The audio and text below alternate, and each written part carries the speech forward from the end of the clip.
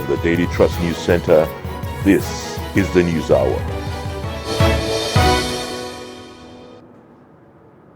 Tonight on News Hour, INEC chairman holds meeting with resident electoral commissioners, promises use of bimodal voter accreditation system in governorship and House of Assembly elections. Troops neutralize bandits, rescue 14 kidnapped victims in Kaduna. Jigawa Governor Badaru presents staff of office to new Emir of Dutse. Away from Nigeria, thousands protest in Tunisia as calls grow for President Kais Saied to resign. Hello and welcome to the News Hour on Trust TV. I am Ayuba Ilya. Thanks for joining. Here's the news in details. The chairman of the Independent National Electoral Commission, INEC, Mahmoud Yakubu, has assured Nigerians that the bimodal voter accreditation system will be used in the forthcoming governorship and state legislature elections. Yakubu gave the assurance on Saturday in a meeting with all state resident electoral commissioners at the INEC headquarters in Abuja. According to him, the BVAS machines will be used for the elections, adding that devices are being reviewed to avoid a repeat of the glitches recorded with last Saturday's elections.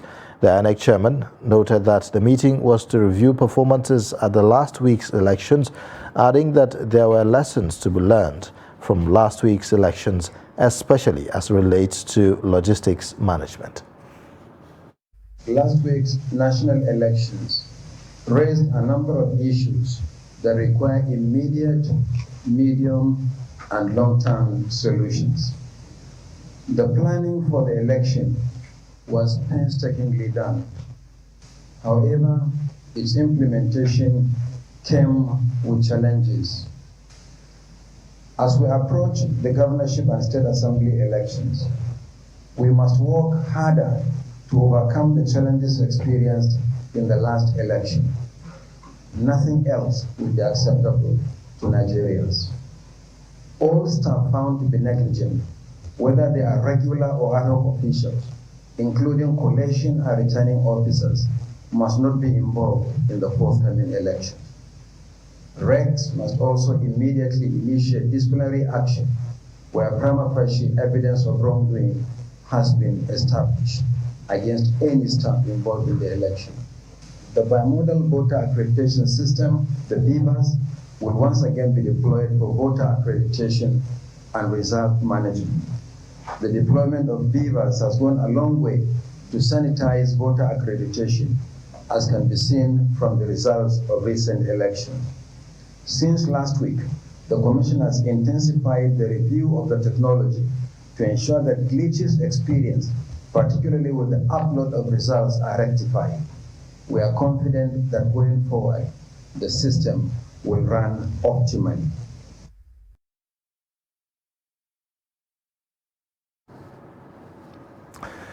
In a similar vein, the Independent National Electoral Commission in Rivers State has released the comprehensive results of the National Assembly elections conducted in the state last Saturday. Elections were conducted in 3 senatorial districts and 13 federal constituencies of the state. The summary of the results shows that the People's Democratic Party won 3 senatorial seats and 9 out of the 11 federal constituencies where results were published. The other 2 federal constituencies were won by All Progressives Congress and Labour Party. The APC won in Okrika, Ogubolo, and the Labour Party in Port Harcourt Constituency 1. The federal constituencies where results were not released are Kana, Gokana, and Port Harcourt Constituency 2. In Kana, Gokana Federal Constituency, INEC declared the election inconclusive due to the margin of lead, while in Port Harcourt Constituency 2, the section was suspended over irregularities. The All Progressives Congress APC Bauchi State has accused the Independent National Electoral Commission INEC in the state of allegedly recruiting unqualified ad hoc staff and substituting some with the People's Democratic Party members in the just concluded presidential elections. The party, through its legal advisor, Rabiu Garba, stated at a press conference in the state capital. Adamu Imam reports. According to the APC in Bauchi, in view of the above allegations, the party categorically disapproves of the entire management team of INEC in Bauchi for failing to insist that the right thing to be done and for failing to resist the PDP's attempts to rig elections in some polling units. Sinister ploy between the ruling party in Bauchi State, the ruling PDP, and some unpatriotic officials of the Independent National Electoral Commission, whose motive is targeted at creating a space that was subsequently filled by card-carrying members of the PDP in flagrant violation of Section 141 of the Electoral Act 2022, which provides that under no circumstance should any electoral official, ad hoc staff, or otherwise be a member of any political party. It is obvious that the act of replacing the youth corps members with card-carrying members of PDP has severely affected the transparency with which the exercise was desired to be conducted. The party, however, commended other stakeholders for their contributions toward ensuring a peaceful conduct of the polls. We further commend all stakeholders in the entire election process, notably the security operatives, civil society organizations, international observer groups, the media, and most importantly, the electorates who massively voted for our candidates, the next president to be, inshallah, Senator Bola Ahmed Tinubu, and all other APC candidates in the just concluded elections. He urged electorates to remain resolute in their quest to elect good leaders that are desirous of bringing positive change in Saturday's governorship and state assemblies election. Effort to get comments from INEC and the People's Democratic Party were unsuccessful at the time of filing in this report. Adamu Imam, Trust TV News, Bauchi. One of the issues that characterized the 2023 presidential election across the nation is that of low voter turnout. As a result, only 8.8 million votes decided the winner of the poll out of 25 million accredited voters. Jamil Mabai examined why there was voter apathy in Katsina State. The report.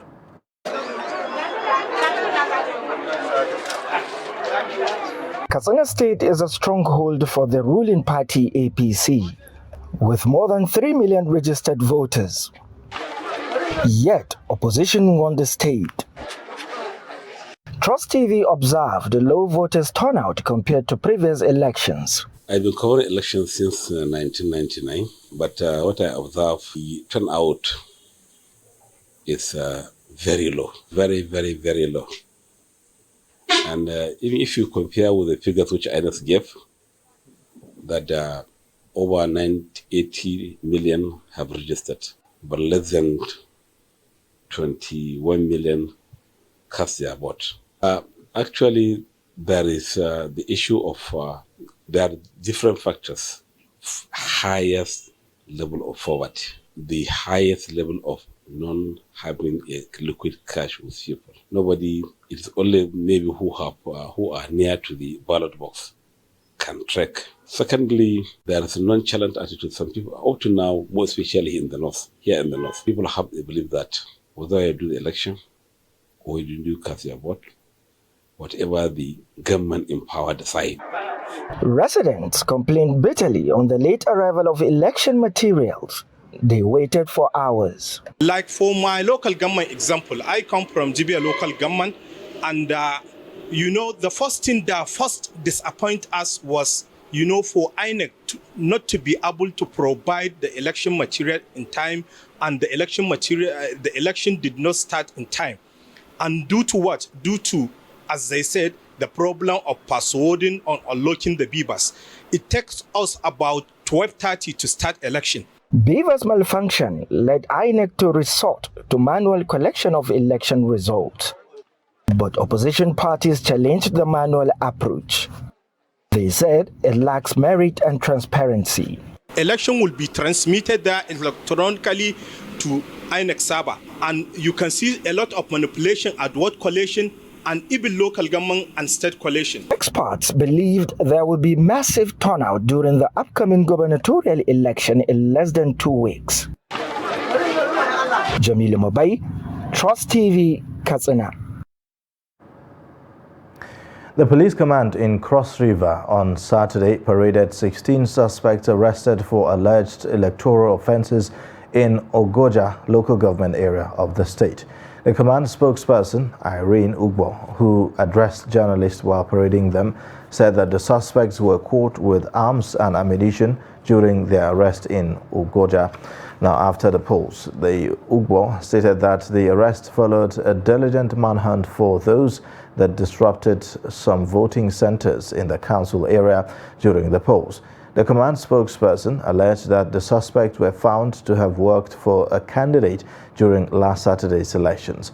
Drama, however, ensued during the parade when some of the suspects said that they were members of the All Progressives Congress and also vigilantes in their community in Obudu local government area.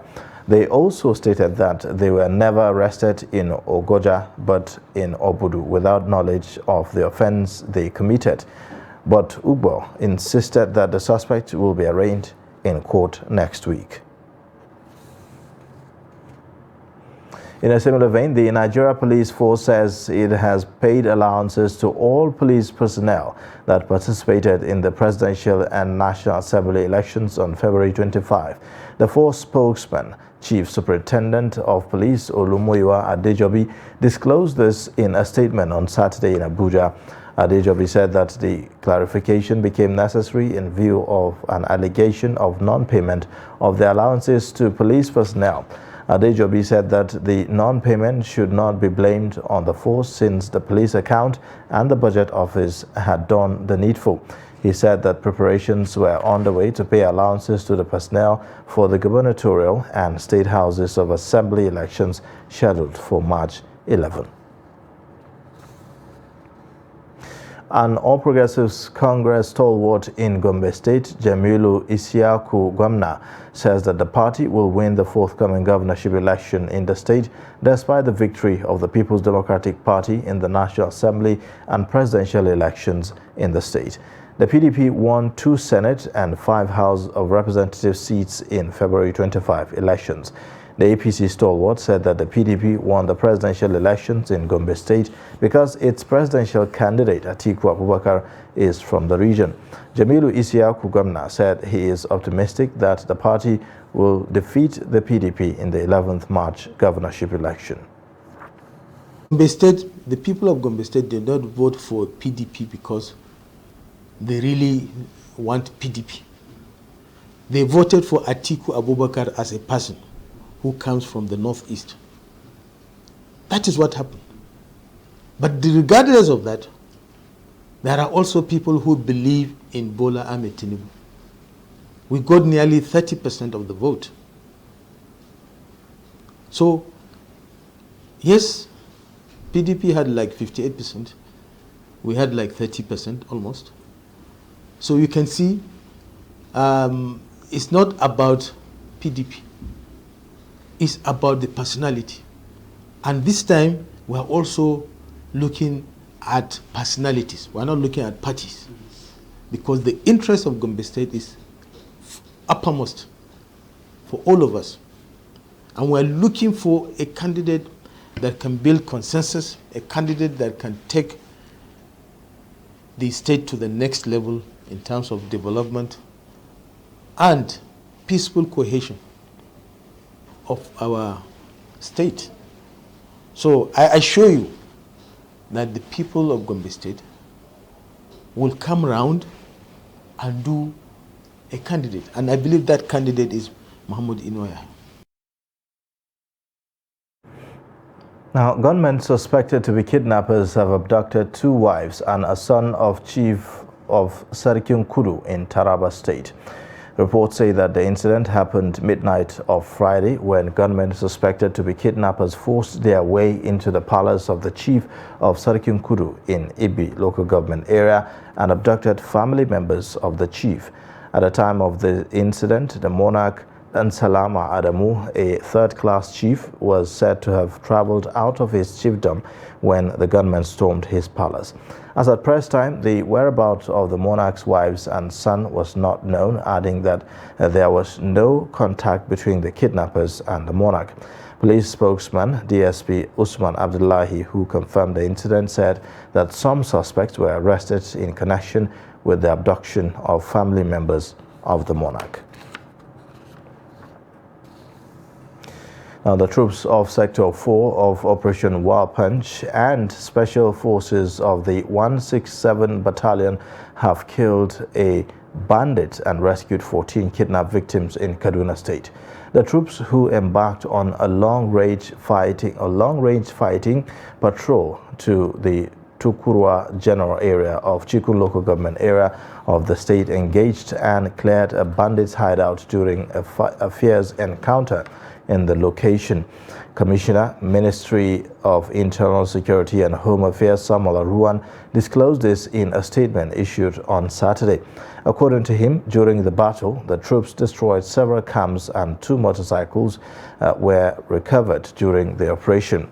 He said that Governor Nasir El-Rufai, who expressed his elation at the report, commended the troops and praised the leadership of Major General T.A. Lagbaja, GOC 1 Division and Force Commander of Operation Wild Punch. The Lagos State Police Command has arrested 6 armed robbery suspects who allegedly specialize in dispossessing unsuspecting residents of their valuables within Ajegule and Alabarago area. The command's spokesman, SP Benjamin Hundeyin, confirmed the arrest in a statement on Saturday. He identified the suspect as Chukwuemeka Emmanuel, 21, Chukwuebuka Innocent, 24, Umaru Isa, 21, Emmanuel Ita, 19, Olaiton Ayinde, 18, and Moshut Ayinde, 25. Hundeyin stated that the arrest followed swift investigations into reports of the activities of the suspects in the area. He added that 1 unregistered TV's motorcycle, 1 locally made gun, 1 Infinix Note 7 and 1 iPhone 7 were recovered from the suspects. According to the police image maker, the suspects will be arraigned at the end of investigation. The Lagos State government on Saturday opposed a request to exhume the remains of a student of Chrisland Schools, Whitney Omodeshola Adeniran, who died under mysterious circumstances. Her death occurred amid the school's inter-house sports on Thursday, February 9 at the Agege Stadium.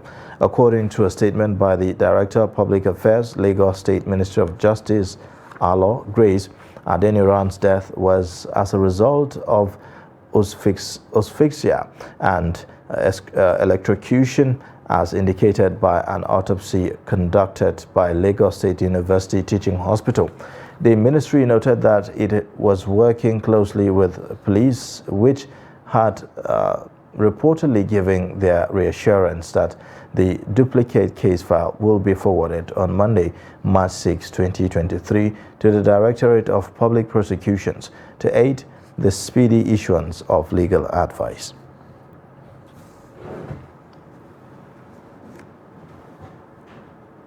You're watching the News Hour on Trust TV. Coming up shortly, we'll take a look at the story of northern Nigeria's native flute. Details of this and more after the break.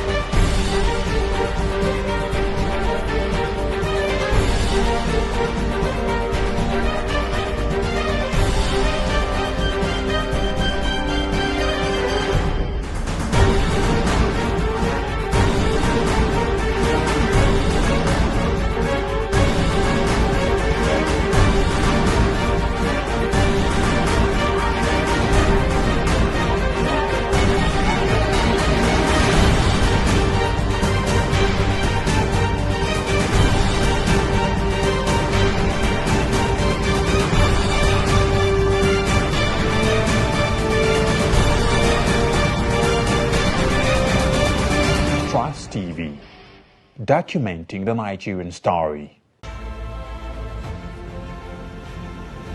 Now, as part of efforts to support Africa's goal of strengthening... Now, looking at the activity chart, as you can see right here, a total volume of 130... Created a Boko Haram crisis that at that time was restricted to Yobe. How secure are they? You can see security men with blood. This is the road leading up to the... Or really, if you look at England squad, you are looking at EPL, you are looking at their names. You are not looking at...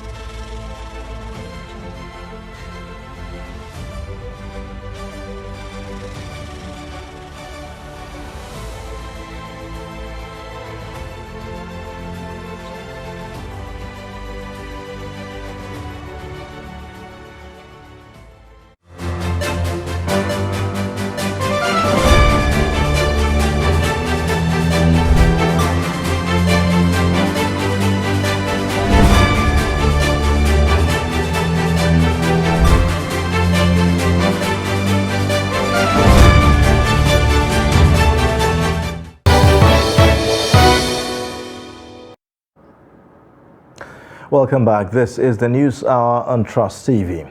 Let's take a look at some of the main stories again.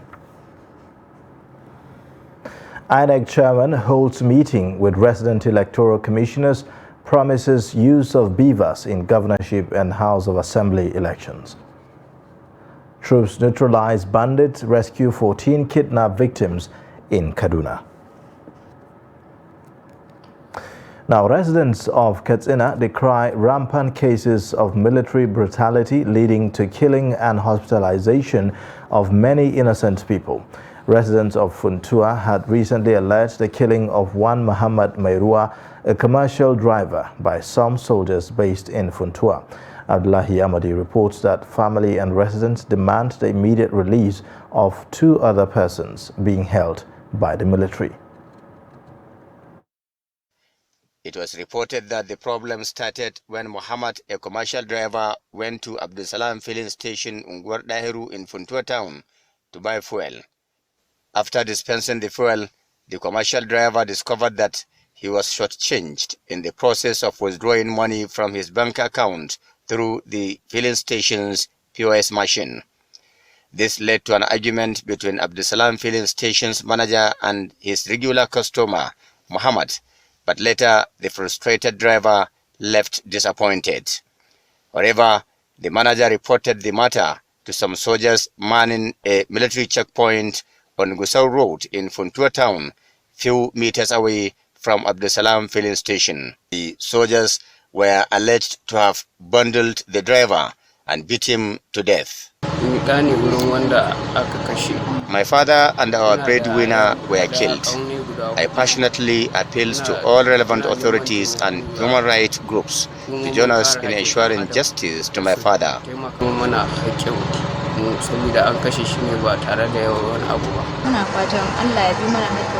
May the soul of my husband rest in perfect peace. Now my husband was innocently killed by soldiers. This is a gross injustice. This is one of the things leading people to anarchy. I demand justice for my husband, Muhammad. No more, no less.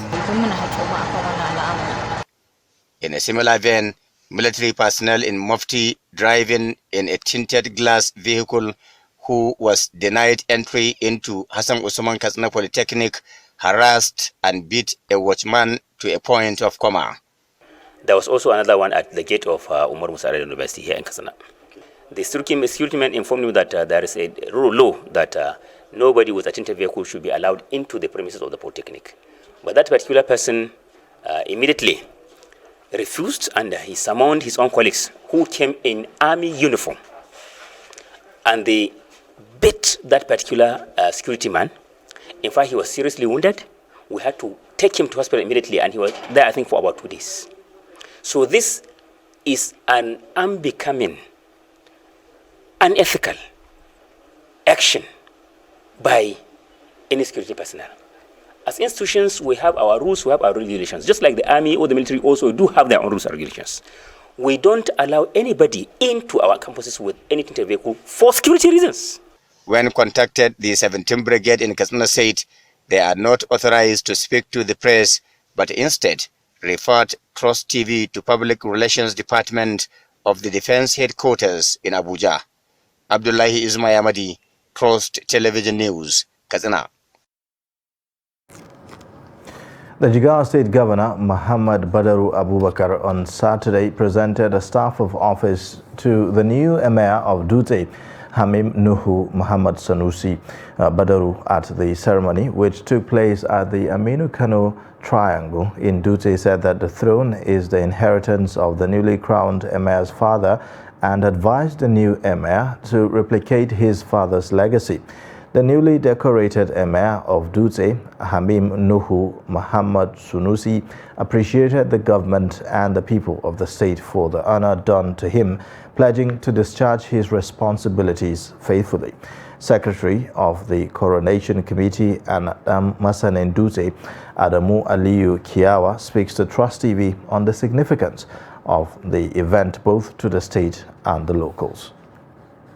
I think we thank God. We have to be thanking God Almighty because since his appointment at the Emir, up to this moment, every little step we took, we met with huge success. Today, we are seeing success beyond what we expected, in the sense that despite the situation in the country, financial squeeze, problem of fuel and other things, we have seen so far the arrival of over 40. Very much big assurance, because he has been saying it himself that he has inherited what he has a big challenge in the sense that he's inherited somebody that has made a huge mark on the sands of time for the 27 years that he has been the Emir of Dutse. But being part of the system, being the son of the former Emir, seeing what has been happening and being involved in much of what the former Emir was doing, he believes and he commits himself and he tells the public that he is committed to serving them.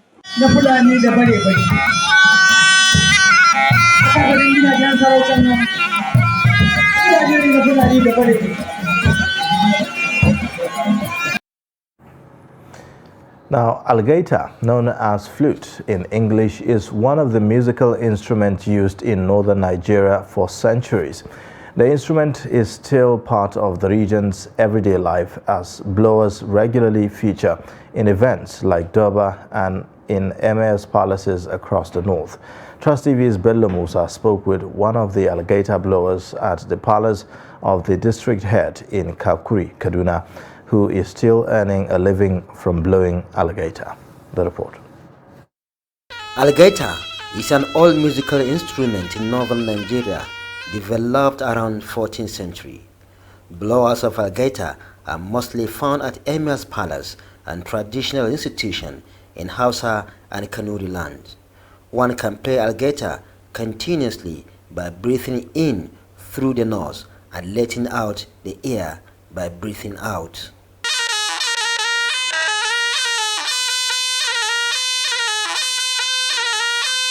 Shehu Alligator has been blowing alligator, the instrument, for about 46 years. He inherited it from his father and grandfather. This is called alligator, and I inherited it from my father, who in turn inherited it from my grandfather. I have been blowing alligator for about 46 years.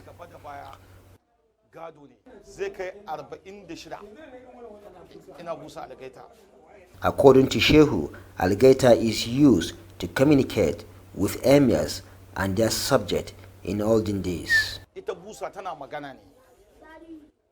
We use alligator to communicate with the emirs when they are at the palace, at traditional events, and also when going for war in olden days.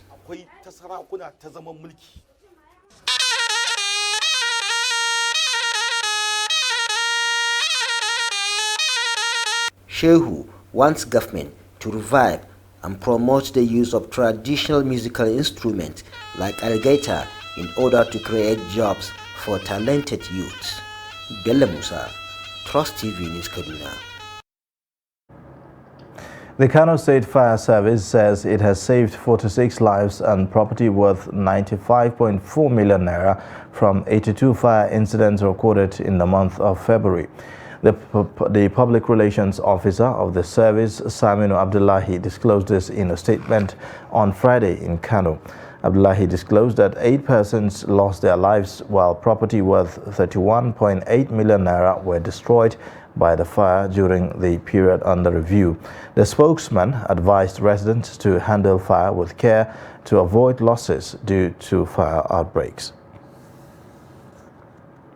The National Oil Spills Detection and Response Agency says an investigation into Friday's explosion at the Rumuekpe section of the Trans-Niger pipeline in Rivers is on the way.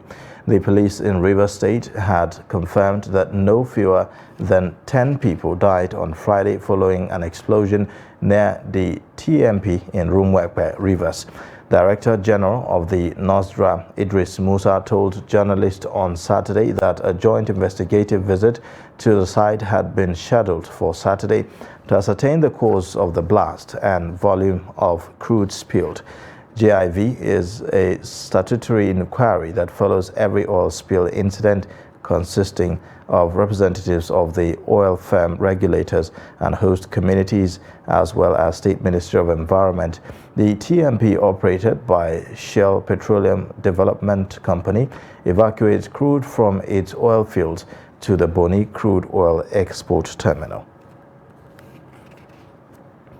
Some stakeholders in Adamawa have predicted that the 2023 National Population and Housing Census, which is scheduled to hold from 29th of March to 2nd of April, may likely face some setbacks. To this end, they have stressed the need for the Commission to strategize towards delivering effective, transparent, reliable and verifiable data to citizenry. Salis Lawan has the details. Despite stakeholders' prediction of the possible challenges that the 2023 National Population and Housing Census may likely encounter, the Commission reiterated its commitment to work in synergy with relevant actors to ensure hitch-free exercise. While soliciting support from the media toward achieving the set target, they emphasized that getting the 2023 population and housing census right is a task that must be collectively delivered on. I am pleased to inform you all that the outcome of the preparatory activities of the 2023 population and housing census has been very, very reassuring. The Commission has successfully demarcated all the 21 local government areas in the state. In fact, I can say, without missing word, that the whole country, all the 774 local government areas in Nigeria have now been fully demarcated. Journalism is a noble profession because you connect any activity with the public space. So I want to enjoin you to be serious with today's training so that at the end of it all, we'll be able to report some successes. On the credibility of the exercise, the Commission said with the aid of available technology, there will be no room for manipulation. Census is not only for population commission. It involves all alternatives. We equally invited and conducted a workshop for National Orientation Agency, as they too, they are organs of disseminating information. All this we are doing to make sure that the information of census has spread to all nooks and corners in the state. However, what I will only say is to appeal to the participants to listen carefully so that at least you will disseminate the information to where it's supposed to reach out. The 2023 census of Nigeria will be a detailed enumeration of the Nigerian population that will be the 5th national census in the country since independence. It will be the first national census held since 2006. Salis Lawan, Trust TV News, Yola. Climate and Sustainable Development Network, a civil society group, is collaborating with the National Service Park to curb the extinction of animal species in the country. The research officer of the group, Lucky Abeng, said this in Abuja when he paid a courtesy call on NPS to celebrate the World Wildlife Day 2023 with the theme Partnership for Wildlife Conservation.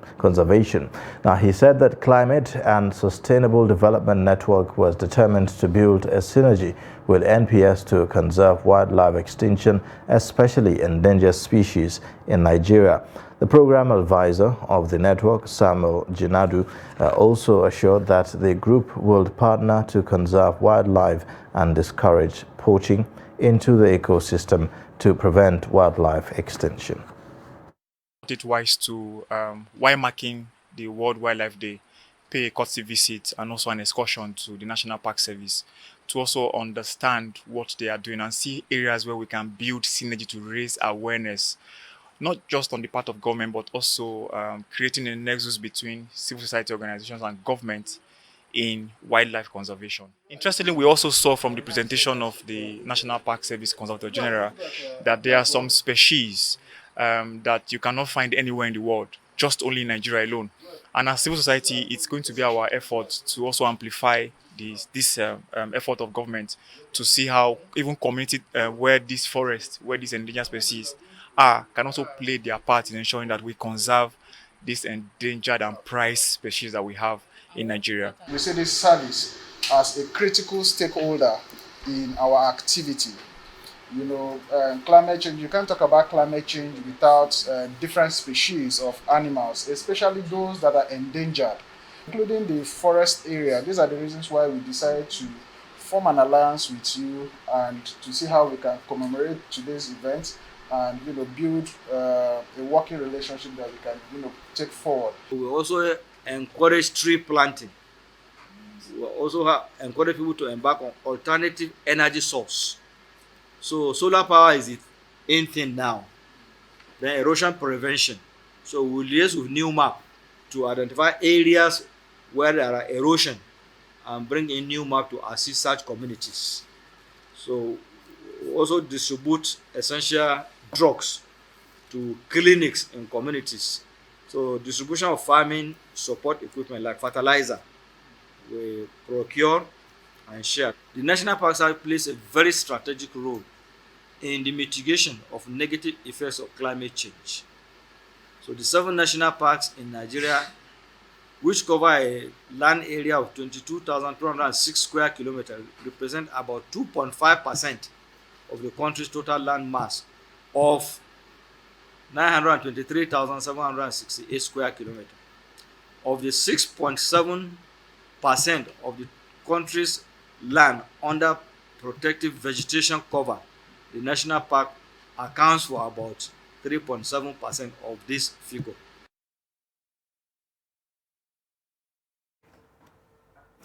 Time now for us to take a quick break. The news hour continues shortly. Join us again.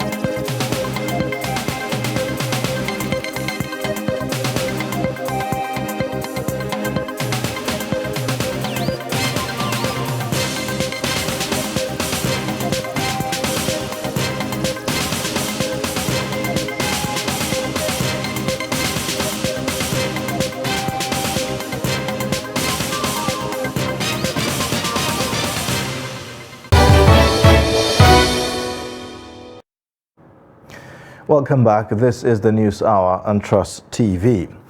Now, despite the Supreme Court's extension of the validity of the old 200, 500 and 1,000 naira notes till the 31st of December 2023, Nigerians have continued to experience difficulty in accessing cash. Checks by Trust TV reveal that since the Apex Court's judgment, ATMs are not dispensing both the old and new naira notes. The POS operator told Trust TV that about how the policy implementation has greatly affected his business. Nigerians are calling on the federal government through the Central Bank of Nigeria to come clear on where it stands vis-a-vis the Supreme Court's declaration to enable them know their next line of action. The Supreme Court asked us to go back to spending the old Naira notes. We've been having so many challenges getting across to the new Naira notes. I've gone to the ATM this morning.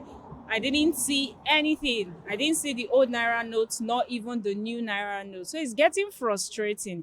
Businesses are not collecting this note from them because they say they want to hear the president say it himself that we should start collecting it. That until he says it, that is when they will start collecting it. Because the previous time, the Supreme Court said this thing, the government said another thing. The ATM was locked, so I'm unable to receive any money from the ATM. So now I'm going home. I'm going home from my office now. I don't have 5 naira in my pocket now. That's why I came here. Whether I'm going to get at least 500 naira for me to get back home. No money. I don't have any money. I have money in my account. I cannot collect. So I don't know what's going on. Okay, like yesterday, now that was when they said we should be using the tablet, right? But now, like we're going to work now. Coming to work, throughout the whole ATM, no one is paying. Nobody's paying. So now we're going back home now. No one is still paying. So we don't know what's... Actually, we are just there since more people have been coming since morning. But we're unable to give people money because there is no cash. So anyone that is going, except maybe they want to come and do withdraw and send. Sure, you understand? That's the only thing we are doing for now. So about the cash, no cash. They can only come for withdraw.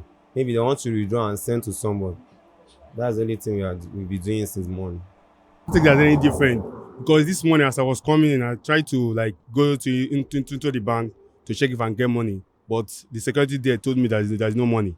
Even with the old notes, most people still collect and most people still don't collect. So it's even getting worse. As you are seeing us now, we are trekking from Akme down to Bebe Gadia because there is no cash.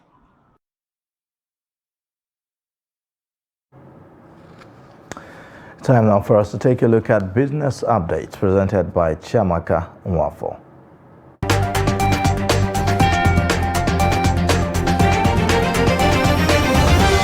The Nigerian Labour Congress has threatened to shut down the country's seaports over the government's refusal to address some of the challenges in the sector. The president of NLC, Joseph Ajaero, said this on Friday while addressing journalists in Apapa during a courtesy visit to the president of the Maritime Workers Union of Nigeria, Adewale Adeoju. Ajaero charged Adeoju to give the federal government a 2-week ultimatum to review workers' salaries and address some of the challenges in the sector. According to him, the government should explain whose responsibility it is to review the port concession agreement.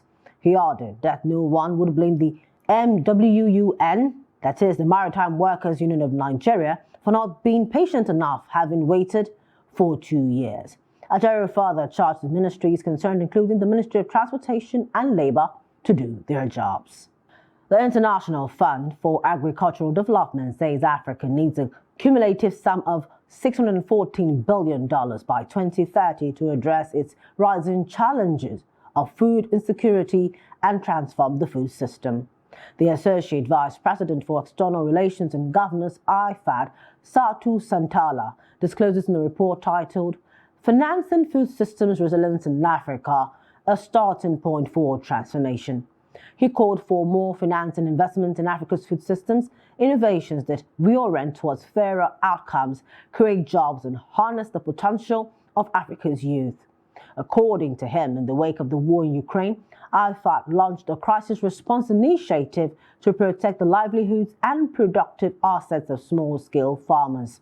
Santalin noted that the demand for IFED's work and financing was far greater than the level of commitment. He revealed that IFED would be presenting the investment case to its member states later this year to scale up through the fund's next replenishment. And finally, in stocks, a total turnover of 1.910 billion shares worth 18.436 billion naira and 20,311 deals was traded this week by investors on the floor of the exchange. The ICT industry measured by volume led the activity chart with 601.396 million shares valued at 2.67 billion naira traded in 1,607 deals. The financial services industry was second, while the services industry came third. The NGX All-Share Index and market capitalization appreciated by 1.06% to close the week at 55,529.21 points and 30.250 trillion naira respectively. 53 equities appreciated in price during the week, with 22 equities depreciating in price, while 83 remain unchanged.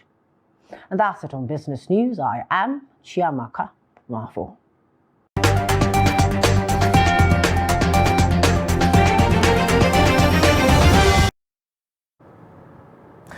The National Drug Law Enforcement Agency says it held talks with its Pakistani counterparts to explore ways of collaboration to restrict channels of trafficking illicit substances between Nigeria and Pakistan. According to the NDLEA, the Pakistani agencies include the Division of Controlled Drugs of the Drug Regulatory Authority of Pakistan, Anti-Narcotics Force and Controlled Substances Section of the Ministry of Narcotics Control. The Director, Media and Advocacy, NDLEA, Femi Babafemi, in a statement on Saturday, said that the Chairman, Chief Executive Officer of the NDLEA, Brigadier General Muhammad Buba Marwa, retired, approved a delegation to the meeting held on February 27 in Vienna, Austria. At the end of the talks, the two delegations were said to have adopted important resolutions on how to improve their cooperation and tackle the menace of illicit drug trafficking between both countries, especially pharmaceutical opioids like tramadol.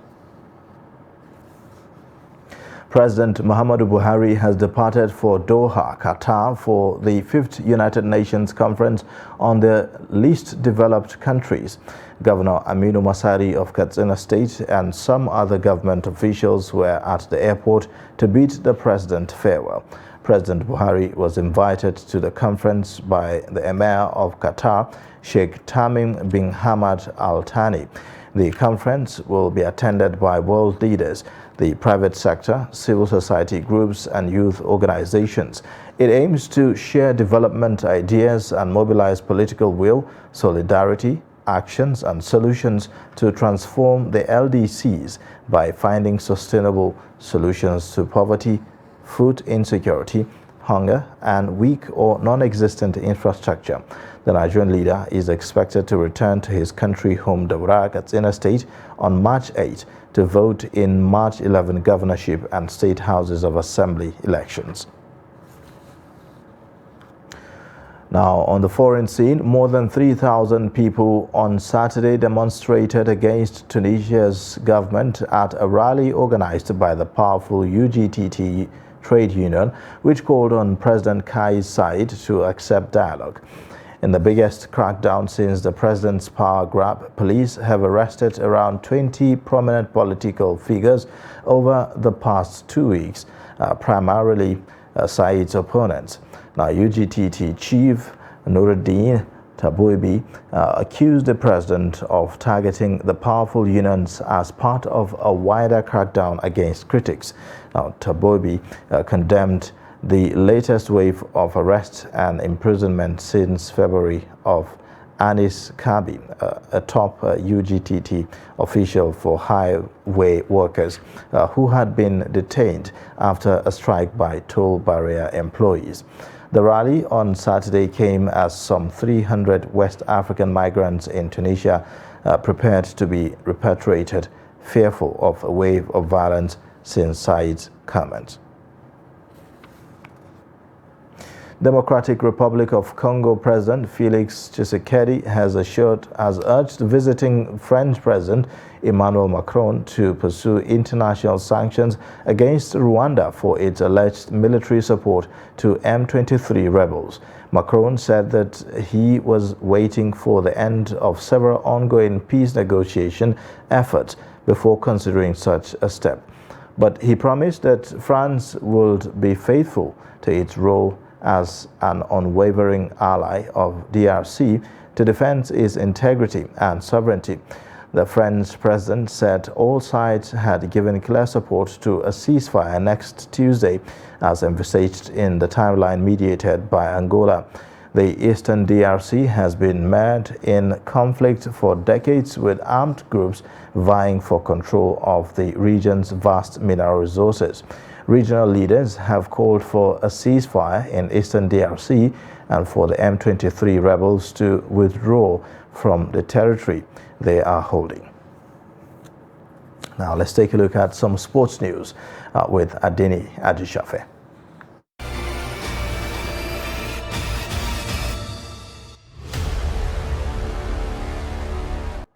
The number of countries seeking to host the 2027 FIFA Women's World Cup has increased to 5, with the latest being Brazil. South Africa, Belgium, Netherlands and Germany are the initial countries that submitted bids earlier. Brazilian Football Federation on Saturday informed the World Soccer Governing Body FIFA of their readiness to stay the tournament. FIFA is expected to announce the country that will host the event at the end of March 2023. Australia and New Zealand will host the 2023 edition, with 32 countries, including Nigeria and Super Falcons, competing for honors. The Flying Eagles of Nigeria will face Gambia's under-20 national team in the semi-final of the 2023 CAF Under-20 African Nations Cup. Nigeria on Thursday edged Uganda 1-0 to pick the semi-final and World Cup tickets, while Gambia walloped South Sudan 5-0 to set up a semi-final tie and also pick the FIFA Under-20 World Cup ticket.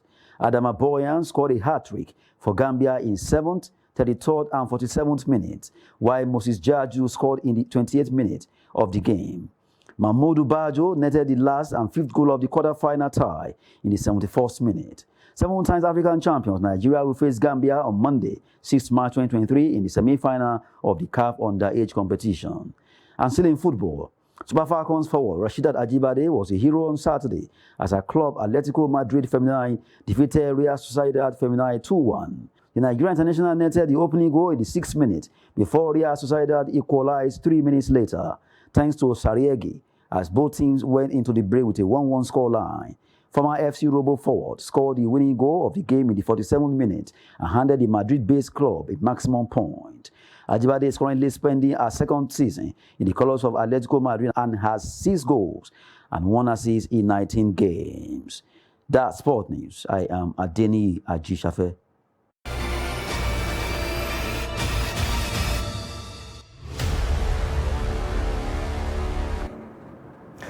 And with that, we wrap up the news hour for tonight. You can watch more via all our social media platforms and also on our YouTube live stream.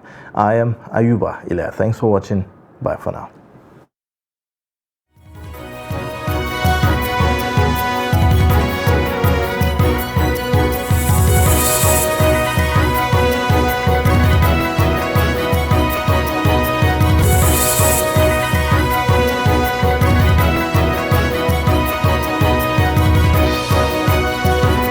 From the Daily Trust News Center, this is the News Hour.